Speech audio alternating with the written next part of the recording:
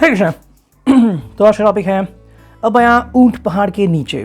Okay, तो we are going to do this reading, और ये रीडिंग करने वाले हैं हम एज अ पिक कार्ड। ठीक है, तो पहला जो कार्ड है वो है eyes set on goal and second जो है वो है मॉर्निंग ब्रीज। ठीक है, I put the cards over here. ठीक है, जिसको जो चुनना है वो चुन सकते हैं। पहला है eyes set on goal. Okay, तो मतलब कि भाई वेटिंग फॉर समबडी, या फिर आपको लग रहा है कि भाई हाँ उसको भी समझना चाहिए, अंडरस्टैंडिंग होनी चाहिए, सबक सीखना चाहिए। सेकंड जो है वो है मॉर्निंग ब्रीज।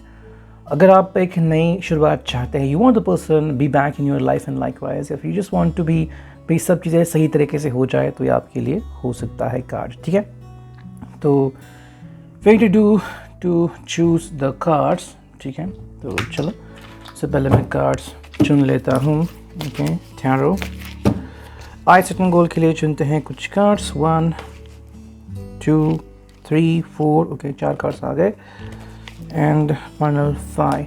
चलो, एंड मॉर्निंग ब्रीज के लिए भी चुनते हैं बस 5 कार्ड। 1 2 3 4। ठीक है, एंड एक फाइनल आ गया जो कि है 5। ओके, तो ये हैं 5 कार्ड्स एंड अब देखते हैं एनर्जी ओरेकल से हमें क्या रीडिंग मिलती है। चलो चुनते हैं कुछ कार्ड्स। 1 2 3।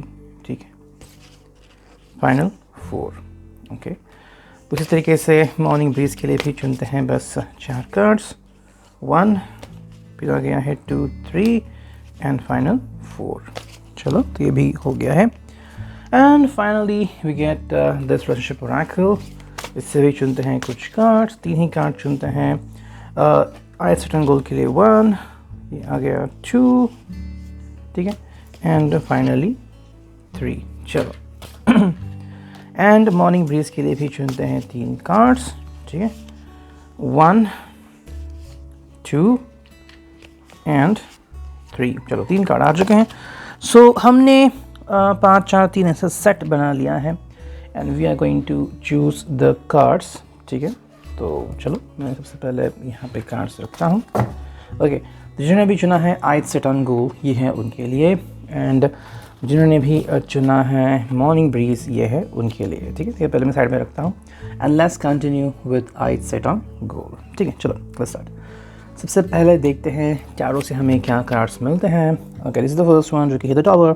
ठीक है, द टावर कार्ड यहाँ पे आ चुका है एंड दिस मीन्स व्हाट।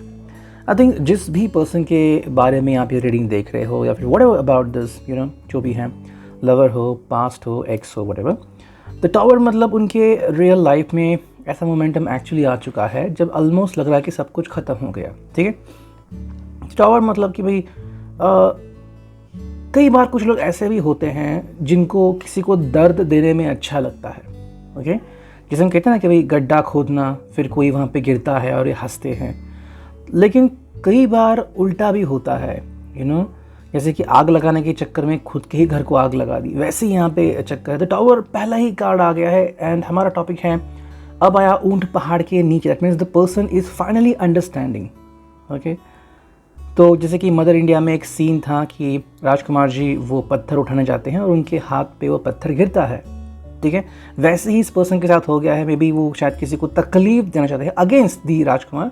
वो तो हेल्प कर रहे थे, यहाँ पे अगर वो किसी को तकलीफ देने के लिए कि भाई चलो मैं कुछ करता हूँ, उनके ऊपर ही ये पत्थर आके गिर चुका है। That means the person is in no more happy state. ठीक है, सेकेंड जो कार्ड है वो है 6 ऑफ सॉर्ड्स। ये रिवर्स आ चुका है। 6 ऑफ सॉर्ड्स की जो ये 9 ऑफ सॉर्ड्स है, मुझे 6 ऑफ सॉर्ड्स दिखा। ठीक है, 9 ऑफ सॉर्ड्स रिवर्स आ चुका है। तो समवेयर अगर आपको लग रहा है कि ये पर्सन 9 ऑफ सॉर्ड्स की ये एनर्जी में है, तो आई थिंक इससे भी बुरी हालत में हो सकता है। यू नो, ये है air sign, Gemini, Libra, Aquarius. कई बार जो है हम कहते हैं ना कि भाई तुम बहुत सोचते हो, हम ऐसे किसी को कहते हैं कि भाई तुम बहुत सोचते हो, ऐसा कुछ नहीं होता वगैरह वगैरह। तो वैसे ही है, ये पर्सन सोचने के भी ऊपर चला गया है। यू नो, मतलब 9 ऑफ सॉर्ड्स एक्चुअली इनकी ज़िंदगी में आ चुका है। और अब ये दूसरी वाली से, जैसे कि जिनको भी शनि की 7.5 पता है, तो उसके 3 स्टेजेस होते हैं। ठीक है, तो 3 स्टेजेस में किसी भी स्टेज में आपको बहुत ज़्यादा तकलीफ़ हो सकती है। जैसे ही किसी की 7.5 शुरू हो गई, उसको बहुत तकलीफ़ होती है, किसी को नहीं होती, लेकिन जब मिड होती है फिर जब एंड, तब उनको बहुत तकलीफ होती है। तो किसी न किसी दौर पे तकलीफ तो होनी है, आप उसे टाल नहीं सकते। वैसे ही ना आप सॉर्ट्स है कि इनकी ज़िंदगी में आ चुका है। Now what do you feel about this one, ठीक है। नेक्स्ट कार्ड है वो है 2 ऑफ कप्स। तो फाइनली इस पर्सन को थोड़ा सा अंडरस्टैंडिंग रिलेशन हो रहा है। Cancer, Scorpio, Pisces, water sign वाला कार्ड कि भाई मुझे किसी के साथ आगे बढ़ना चाहिए, फिर मुझे उनका प्रपोजल एक्सेप्ट करना चाहिए था। I should apologise. दो अगर आप उससे अपोलॉजी चाहते थे, या फिर मे बी अभी इस पर्सन को अंदाज़ा हो रहा है कि मैंने किसी के साथ कितना गलत किया, this could be the thing जो अभी वो सोच रहे हैं। नेक्स्ट कार्ड है वो है 8 ऑफ सॉर्ड्स, अगेन रिवर्स। तो अभी इनको लग रहा है कि भाई वापस से वो आपसे कनेक्ट हो सकते हैं, उनको किसी ने बांधा नहीं है। मे बी शायद पहले लगा था, ऐसा लग रहा है कि इस पर्सन का दिमाग किसी ने डाइवर्ट किया था, ब्रेन वॉश किया था, किसी ने आपके बारे में आलतू फालतू कुछ भर दिया था, इनकी ज़िंदगी में जहर घोल दिया था। कई बार ऐसा होता है, शादी होने के बाद पति के कान कोई भरता है और पत्नी को ही सब कुछ सहना पड़ता है। तो ये कहीं ना कहीं उनकी ज़िंदगी में हो रहा है कि उनको पता चला है भाई मेरा ऐसा हुआ था जो कि बिल्कुल सही नहीं था। Now the person is going against that. And जो फाइनल कार्ड है वो है 5 ऑफ वॉन्ड्स रिवर्स। तो अब जितने भी लोग थे जो इसके खिलाफ गए थे, या फिर वो अभी उसको अंडरस्टैंड कर रहा है कि क्यों वो मेरे खिलाफ गए थे। एंड जितने भी लोग उसको सपोर्ट कर रहे थे कि yes you should break up with that person, या फिर तुमने सही किया, वो भी उनके खिलाफ जा रहा है। तो कहीं ना कहीं यहाँ पे बातें ऐसी हो रही है कि जो व्यक्ति इसके लिए सही नहीं है वो अंडरस्टैंड कर रहा है कि कौन मेरे लिए सही नहीं है, कौन मेरे लिए सही है, तो अपना चुनाव खुद कर रहा है। यह है फायर साइन एरीज, लियो, सैज। तो काफ़ी ज़्यादा प्रभाव यहाँ पे पड़ रहा है। अगर हम देखते हैं यहाँ पे तो 5th चक्र है आर्चएंजल गैब्रियल, ठीक है। गले का चक्र, थ्रोट चक्र में से कह सकते हैं। It's all about understanding. Gabriel messages के लिए होता है, मैसेजेस डिलीवर करना, मैसेजेस पहुँचाना। तो वही बात हो रही है कि इस पर्सन को भी मैसेजेस मिल रहे हैं फ्रॉम डिवाइन हो सकते हैं, या फिर अगर आप ज़्यादा इनके बारे में सोचते हो तो आपके मैसेजेस थ्रू डिवाइन या फिर through psychic thing, kinetic sessions के थ्रू भी इनको मिल रहे हैं। द पर्सन थिंकिंग भी मैंने जो किया वो शायद गलत किया, मुझे ऐसा नहीं करना चाहिए था। I should speak up for my deeds. Second जो कार्ड है वो है door to personal healing and happiness. ये पर्सन जो है वो अभी चाहता है वापस से आपके साथ रिज्यूविनेट होना, या फिर वापस से आपसे कनेक्ट करना, वापस से अपनी ज़िंदगी में दोबारा से हैप्पीनेस भरना। नेक्स्ट जो कार्ड है वो है फाइनेंशियल कंस्ट्रेंट्स। तो फाइनेंशियली इस पर्सन को अगर हम देखें तो थोड़ा सा लॉकडाउन हो चुका है, फाइनेंशियली प्रॉब्लम्स आ चुके हैं जिसको ये सवर नहीं सकता। कुछ लोग होते हैं ना कि बहुत ज़्यादा इन्वेस्टमेंट करते हैं और फिर मुँह के बल गिरते हैं, उनमें से ही एक है। शायद किसी गलत व्यक्ति के ऊपर बिलीव कर दिया, पैसे इन्वेस्ट किए और अब सब कुछ ऑलमोस्ट डूब सा गया है। नेक्स्ट कार्ड है वो है the garden and the gate. मतलब कि भाई इतना सब कुछ दिख रहा है, हसीन सब दिख रहा है, लेकिन अंदर ही नहीं जा सकते। ये उनकी स्थिति हो गई है। अगर आपको लग रहा है कि ज़िंदगी के मज़े ले रहे हैं तो दिस इज़ नॉट हैपनिंग। हाँ, ये देख तो सकते हैं, जैसे कि बांद्रा में है, देख सकते हैं कितनी बड़ी बड़ी इमारतें हैं, सेलिब्रिटीज़ रहते हैं, लेकिन उनको मिल नहीं सकते, गार्ड्स मिलने नहीं देगा। ऐसी हो गई है सिचुएशन। एंड जो फाइनल यहाँ पे हमें 3 कार्ड्स दिख रहे हैं, उनका पहला है इंट्यूशन, ट्रस्ट योर इंट्यूशन। तो फाइनली इस पर्सन को अभी इंट्यूशंस मिलने स्टार्ट हो गए हैं। As you can see this kind of universe sign. तो एक अंडरस्टैंडिंग इनको हो रही है, यूनिकॉर्न जैसे हम कहते हैं कि भाई इंट्यूशन ज़्यादा इस पर्सन को मिल रहा है कि क्या कहाँ पे मैं गलती कर दी मैंने। ओरिजिनलिटी यहाँ पे इसको आ रही है, तो कहीं ना कहीं इसको लग रहा है कि भाई मैंने किसी को कॉपी किया था, कि फ्रेंड ने किसी के साथ शादी की तो मैं भी ऐसे व्यक्ति से शादी करूँगा, या फिर इस like going with the trend जब हम करते हैं तो उसके बाद पता चलता है कि भाई हमने कितना गलत किया। We should not go with the trend, वरना फिर हमें भुगतना पड़ता है। अच्छा, फाइनल कार्ड है वो चॉइसेस। तो right now the person has the choices in his और हर हैंड्स। तो काफ़ी कम चॉइसेस बचे हैं, और अगर आप इनको अपनी ज़िंदगी में वापस आने नहीं देते तो काफ़ी कम चॉइसेस ही इनके हाथ में रह सकते हैं। तो reading regarding eyes set on gold, ठीक है। अब हम देखते हैं दूसरा कार्ड जो कि है मॉर्निंग ब्रीज, ठीक है। मॉर्निंग ब्रीज के लिए देखते हैं क्या कार्ड्स आ चुके हैं। Well here we go. पहला जो कार्ड है वो है 6 ऑफ कप्स। यहाँ पे 6 ऑफ कप्स आ गया और ये रिवर्स है। 6 ऑफ कप्स यहाँ पे आ चुका है and it's all about cancer, Scorpio, Pisces. तो कहीं ना कहीं इस पर्सन का साथ छूट गया है। इसको लगा था कि चाहे कुछ भी हो जाए मेरा साथ छूट नहीं सकता है ना। कुछ लोग किसी को ग्रांटेड समझ लेते हैं, जैसे कि आपने नई गाड़ी खरीदी और आपको लगा कि भाई गाड़ी खराब ही नहीं होगी, और अचानक से गाड़ी बंद पड़ती है।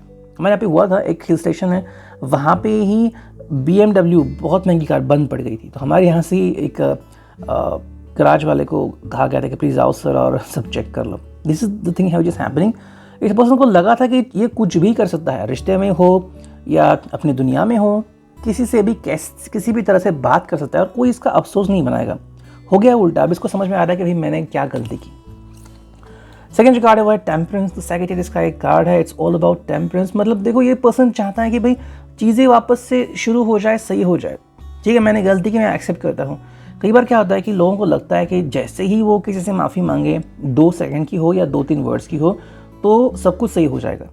लेकिन जितना आपने सहा है, शायद आपने 1 हफ्ते से सहा, 1 महीने, 1 साल से सहा है, उस समय का क्या ये समय आपको दोबारा से मिल सकता है? तो ये उसके बारे में सोचते ही नहीं। थर्ड जो कार्ड है वो है 3 ऑफ वॉन्ड्स, जो कि रिवर्स में। तो ये पर्सन अभी इट्स लाइक उसको नहीं पता कि भाई आप उसके साथ क्या करोगे। क्या आप उसको वेटिंग पे रखोगे? आप ऑलरेडी इसको भुला दिया है आपने। ओके, ये पर्सन चाहता है सब कुछ भुलाना, जो भी हुआ ये भुलाना चाहता है, लेकिन इसे समझ में नहीं आ रहा कि क्या ऐसा होगा। मतलब कुछ लोग होते हैं ना, जैसे कि मान लो आप किसी साइकोलॉजिस्ट के पास जाते हैं और आप कहते हैं कि भाई नींद नहीं आती या फिर मैं ज़्यादा सोचता हूँ, तो क्या कहते हैं कि सोचना बंद करो। क्या सच में ऐसा होता है कि आप सोचना बंद करते हो? Just ask yourself. ये है fire sign, Aries, Leo, Sage. Next we got knight of cups, Cancer, Scorpio, Pisces, water sign. और इसके लिए जो साइन आ गया है, इसके जो कार्ड आ गया वो है भाई नाइट ऑफ कप्स। मतलब देखो ये पर्सन चाहता है कि भाई ये ही शुरुआत करे। अगर आप उनसे नहीं मिल रहे हैं, बातें नहीं कर रहे हैं, जो भी ये पर्सन है वो चाहता है कि फिर वो खुद से ही स्टार्ट करे कि चलो आपको शेक हैंड नहीं करना, मैं ही एटलीस्ट शेक हैंड करता हूँ। तो कहीं ना कहीं पहल करने की कोशिश तो कर रहे हैं। एंड जो फाइनल कार्ड हुआ है जजमेंट। समर उसे लग रहा है और अंदाज़ा है कि जजमेंट तो होने वाला है। जजमेंट मतलब क्या कि भाई आप और वो आमने सामने, या फिर भी जो भी इन्होंने कुछ चीज़ें की हैं, आपको हर्ट किया है, आपको ब्लेम किया है, आपके खिलाफ गया रिश्ता तोड़ा है, या फिर झूठा वादा किया था, ब्रेकअप किया है, इन सब का जवाब इनको देना होगा। अगर आपको नहीं दे रहे हैं, अपने दोस्तों को, फैमिली को नहीं दे रहे, तो अपने साइकी को देना होगा। अपने साइकी मतलब अपना मन जो होता है वो कभी भी झूठ नहीं बोलता। और जब मन सवाल पूछता है तो लोग ऑलमोस्ट पागल हो जाते हैं। उनके दुनिया को शांत कराना ठीक है, मन को कोई शांत नहीं कर सकता।